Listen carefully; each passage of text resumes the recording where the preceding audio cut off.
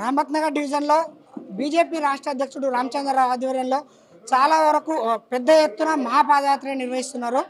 దీనికి సంబంధించి మన రాష్ట్రాల నుంచి జాతీయ నేతలు చాలామంది రావడం జరిగింది. మనతో పాటు ప్రస్తుతం హేమారెడ్డి గారు ఉన్నారు. ఒకసారి వాళ్ళతో మాట్లాడదాం. ఏమంటారు ఈ జూబ్లీస్లో ప్రజలు ఏ విధంగా స్పందన ఉంది, వాళ్ళు ఏమంటారు ఒకసారి మాట్లాడదాం. మేడం నమస్కారం. మేడం ఎట్లా ఉంది మేడం ఇక్కడ స్పందన, ప్రజల స్పందన ఏ విధంగా ఉంది? చాలా చాలా బాగుందండి ప్రజల స్పందన.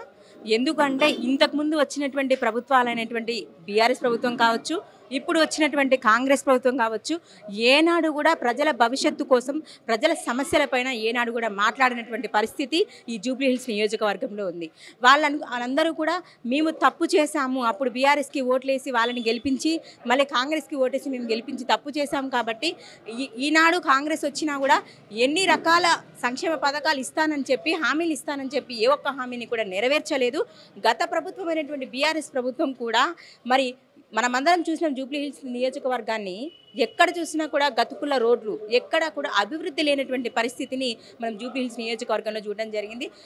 అదే మాట మీద ప్రజలందరూ కూడా ఇలాంటి ప్రభుత్వాలకు మేము ఓటేసి బాధపడే బదులు మా కోసం అనునిత్యం పాటుపడేటువంటి భారతీయ జనతా పార్టీకి మేము ఓటేస్తే రేపు మా భవిష్యత్తు బాగుంటుంది, మేము ఇప్పుడు ఖచ్చితంగా భారతీయ జనతా పార్టీకే ఓటేసి గెలిపిస్తాము అనుకోవడం అనేది జరుగుతుంది. మేమందరం ఇంటింటికి వెళ్ళినప్పుడు కూడా ఖచ్చితంగా మేము భారతీయ జనతా పార్టీకి ఓటేస్తాం మేడం, మేము ఖచ్చితంగా గెలిపిస్తామని చెబుతూ ఉన్నారు.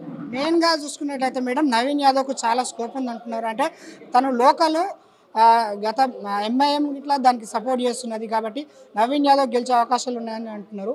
మీరేమంటారు మేడం? లేదు, నవీన్ యాదవ్ అంటే ఏంటనేది ప్రతి ఒక్కరిని ఎవరిని అడిగినా, ఒక చిన్న పిల్లని అడిగినా కూడా చెప్తున్నారు. వాళ్ళు రౌడీయిజం, గుండాయిజమే తప్ప, నోరు తెరిస్తే రౌడీలాగా మాట్లాడమే తప్ప ఏనాడు కూడా ప్రజల భవిష్యత్తు కోసం మాట్లాడినటువంటి పార్టీ కాదు కాంగ్రెస్ పార్టీ. అలాంటి వ్యక్తికి సమస్య ఉంటే వెంటనే వచ్చి వాళ్ళ సమస్యలు తీరుస్తాడు. నవీన్ యాదవ్ అండగా ఉంటాడు. ఆయన యువకుడు, ఎప్పుడైనా ఏదైనా సమస్య వస్తారని అంటున్నారు.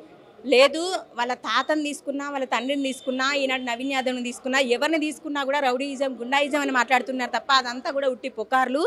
కాంగ్రెస్ ప్రభుత్వానికి కానీ నవీన్ యాదవ్కి కానీ జూబ్లీహిల్స్ ప్రజలు అసలే ఓటు వేయరు. అది జరగని పని.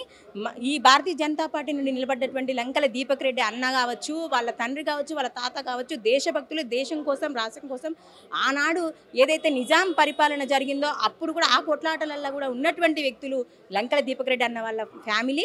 లంకల దీపక్ రెడ్డి అన్ని కూడా ఇప్పటికీ కూడా అనునిత్యం కూడా పోరాటం చేసే వాళ్ళు ఎవరైనా ఉన్నారు అంటే అది భారతీయ జనతా పార్టీ. కాబట్టి మెయిన్గా హిందుత్వాన్ని ముందుకు తీసుకెళ్తుంది అంటున్నారు. మా మెజారిటీ ఓట్లు మైనారిటీ ఉన్నాయి, అవి పడే అవకాశాలు ఉన్నాయా? ఏం చెప్తారు దాని గురించి? ప్రధానమంత్రి నరేంద్ర మోదీ గారు ఏనాడు కూడా హిందుత్వము అని అనలేదు. అన్ని రకాల ప్రజలకి, అన్ని వర్గాల ప్రజలకి కూడా ఎప్పుడు కూడా న్యాయం చేయడం కోసం, ఎగ్జాంపుల్గా చెప్పినట్లయితే త్రిపుల్ తలాక్ రద్దు చేసిండ్రు. మరి వారు ఓన్లీ హిందుత్వమే అనుకున్నట్లయితే దాన్ని చెయ్యరు కదా. అయోధ్య రామమందిరం చేసిండ్రు. ఎన్నో రకాల సంక్షేమ పథకాలు అన్ని వర్గాల ప్రజలకి, SC, ST, minority, BC, OC అంటూ ప్రతి ఒక్కరికి కూడా, యువతకి, మహిళలకి, అందరికీ, అన్ని వర్గాల వారికి కూడా ఎంఎస్ఎంఈ లోన్లని, ముద్రా లోన్లని, సంక్షేమ పథకాలని, గరీబ్ కళ్యాణ్ అన్నా యోజన అని, సుకన్య సమృద్ధి యోజన అని, మహిళలకి మాతృవందన స్కీమ్ అని ఎన్నో రకాల సంక్షేమ పథకాలు అందించినటువంటి ప్రభుత్వం భారతీయ జనతా పార్టీ. అనునిత్యం ఆలోచించేటువంటి పార్టీ భారతీయ జనతా పార్టీ. నరేంద్ర మోదీ గారిని దృష్టిలో పెట్టుకున్న, భారతీయ జనతా పార్టీని దృష్టిలో పెట్టుకున్న జూబ్లీహిల్స్ ప్రజలందరూ ఏమంటున్నారంటే ఈనాడు భారతదేశము ప్రపంచ దేశాలలో ఒక అత్యున్నతమైనటువంటి స్థానంలో ఉన్నది అంటే దానికి కారణం భారతీయ జనతా పార్టీ. కాబట్టి రేపటి భవిష్యత్తుకి కూడా భారతీయ జనతా పార్టీ అయితేనే బాగుంటుంది. కాబట్టి మేము భారతీయ జనతా పార్టీకే ఓటేసి గెలిపిస్తామని చెప్తున్నారు. మేడం ఇక్కడ కీలకంగా హైదరాబాద్, తెలంగాణలో ప్రధాన పార్టీలు బీఆర్ఎస్, బీజేపీ, కాంగ్రెస్. ఈ బీఆర్ఎస్కి చాలా స్కోప్ ఉంది. అంటే ఇంతకుముందుకు మాగంటి గోపీనాథ్ ఎక్స్పైర్ అయిన తర్వాత మాగంటి సునీతకి ఇచ్చారు. ఆమెకి ఇట్లా ఇప్పుడు ఓట్లు పడే అవకాశాలు ఉన్నాయి. గతంలో వేసిన కేసీఆర్ పాలన అయితే కొద్ది వరకు బాగుందని, దాని నుంచి లబ్ధి పొందిన చాలామంది ప్రజలు అంటున్నారు. బీఆర్ఎస్కి పట్టం కట్టే అవకాశాలు ఇట్లా కనిపిస్తున్నాయి. టకాపూర్లో కాంగ్రెస్, బీఆర్ఎస్ మాత్రమే ఉందంటున్నారు. బీజేపీ అంతంత మాత్రమే. మీరేమంటారు? అదంతా కూడా పచ్చి అబద్ధం అని చెప్తా, అదంతా మాయ మాటలు అని చెప్తా. ఎందుకు అంటే గత ప్రభుత్వమైనటువంటి బీఆర్ఎస్ ప్రభుత్వము 8 లక్షల కోట్ల అప్పు చేసినటువంటి ప్రభుత్వం ఏదైనా ఉందంటే అది గత ప్రభుత్వమైనటువంటి బీఆర్ఎస్ ప్రభుత్వం. తెలంగాణను బంగారు తెలంగాణను చేస్తామని చెప్పి ఈనాడు బంగారు తెలంగాణ చేయకుండా అప్పుల తెలంగాణ చేసి వాళ్ళ ఫ్యామిలీ కోసం మాత్రమే ఏదైతే కేసీఆర్ కుటుంబం ఉందో కేసీఆర్ కుటుంబం కోసం మాత్రమే పని చేసింది తప్ప తెలంగాణ రాష్ట్ర ప్రజల కోసమే తెలంగాణ రాష్ట్ర భవిష్యత్తు కోసం పనిచేయనటువంటి పార్టీ బీఆర్ఎస్ పార్టీ. అలాంటి పార్టీకి ఎవరు కూడా ఓట్లు వేయరు. వారు గెలవడం అనేది అసాధ్యం. మాగంటి గోపీనాథ్ ఎమ్మెల్యేగా ఉండి ఇప్పుడు మనం చూస్తున్నాం జూబ్లీ హిల్స్ పరిస్థితి. ఆయన ఎమ్మెల్యేగా ఉండి ఈ జూబ్లీ హిల్స్ని ఏమంతా అభివృద్ధి చేసిందనేసి ఈనాడు పార్టీకి ప్రజలందరూ కూడా ఈ బీఆర్ఎస్ పార్టీకి ఓట్లేస్తారు. కాబట్టి ఇక్కడ కేసీఆర్ ప్రభుత్వమే కావచ్చు, బీఆర్ఎస్ ప్రభుత్వం కావచ్చు, మాగంటి గోపీనాథే కావచ్చు, ఎవరైనా కావచ్చు, గత ప్రభుత్వంలో 10 ఏళ్ల పాటు తెలంగాణ రాష్ట్ర ప్రజలు అరిగోసల పాలైనరు. మొత్తం తెలంగాణ రాష్ట్రాన్ని మొత్తం కూడా ఆగంపాలు చేసేసి వాళ్ళ ఫ్యామిలీ కోసం వాళ్ళ ఫ్యామిలీకి మాత్రమే పదవులు కట్టబెట్టినటువంటి పార్టీకి ఓట్లు వేయడం అనేది అసాధ్యం. అసలే బీఆర్ఎస్ ప్రభుత్వం అనేది రాదు. కాంగ్రెస్ ప్రభుత్వానికి కూడా ఓటు వేయడం అనేది అసాధ్యం. పార్లమెంట్ ఎన్నికల్లో బీఆర్ఎస్ సైలెంట్గా ఉంది, బీజేపీ మద్దతు ఇచ్చింది. ఇప్పుడు బీజేపీ సైలెంట్గా ఉంటుంది, బీఆర్ఎస్కు మద్దతు ఇస్తుంది ప్రత్యక్షంగా అని చెప్పేసి కొంతవరకు వార్తలు వినిపిస్తున్నాయి. దాని గురించి మీరు ఏమంటారు? మీరు అదంతా ఏమీ లేదు. సైలెంట్గా ఉండడాలు ఏముండవు. ఏ పార్టీకి ఆ పార్టీ అనేది ఖచ్చితంగా ఆ ప్రతి చోట కూడా ఎవరెవరి ప్రచారాలు వాళ్ళు జరిపిస్తున్నారు. బీఆర్ఎస్ పార్టీతో బీజేపీ పార్టీకి సంబంధం ఉండదు, బీజేపీ పార్టీతో బీఆర్ఎస్ పార్టీకి సంబంధం ఉండదు. నన్ను అడిగితే బీఆర్ఎస్కి కాంగ్రెస్కే ఇంకా మద్దతు ఒకరికొకరు మద్దతు ఇచ్చుకొని గెలవాలనే ఆలోచనలు చేస్తున్నారు. కానీ ప్రజలేమీ అంత పిచ్చోళ్ళు కాదు. ఖచ్చితంగా ఏ పార్టీకి ఓటేయాలి, ఎవరిని గెలిపించుకుంటే రేపు మా భవిష్యత్తుకు ఉపయోగపడతారనేది ఆలోచించే ఓటేస్తారని తెలియజేస్తా ఉన్నాను. బీజేపీ ఏ ఫోటోతోటి ముందుకు వెళ్తుంది మేడం? అంటే ప్రజల్ని ఆకర్షించడానికి ఎలాంటి ఈ వారం రోజులే ఉంది, ఏ విధంగా ముందుకెళ్తుంది?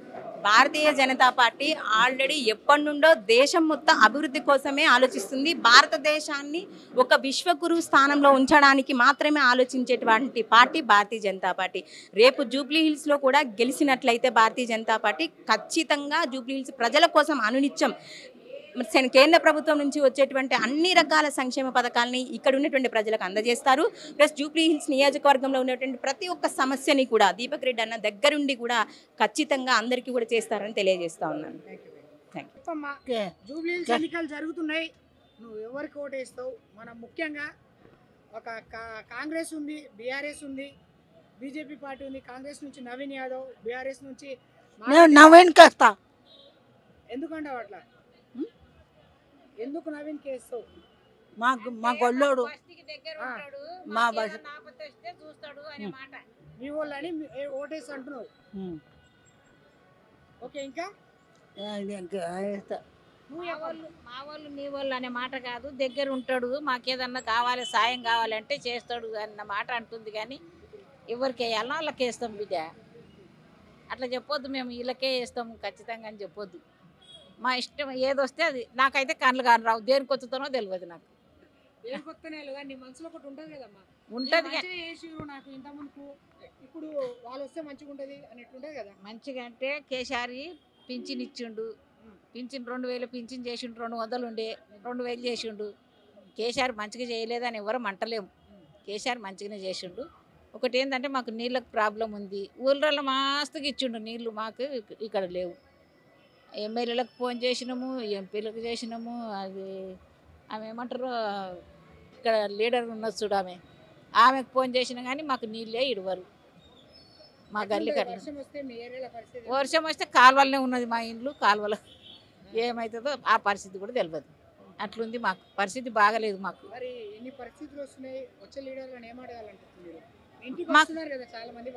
అలా అదే అడిగేది, మాకు కాలువ మంచిగా కావాలి, మాకు రోడ్డు మంచిగా కావాలి, నీళ్లు కావాలి, ఇంతే. మాకు ఇంకేం వద్దు, నీళ్లు కావాలి, నల్లలు ఇవ్వాలి, మాకు రోడ్డు మంచిగా చేపియాలి, కాలువ మంచిగా చేపియాలి, అంతే. గదే బిడ్డ మేము కోరుకునేది, ఇంకేం వద్దు మాకు. సొంత మిల్లు, ఆమెది సొంత మిల్లే, నాది సొంత మిల్లు. సొంత మిల్లు ఉన్నాయి, లేవని ఎట్లా చెప్పుకుంటాం ఉండాక.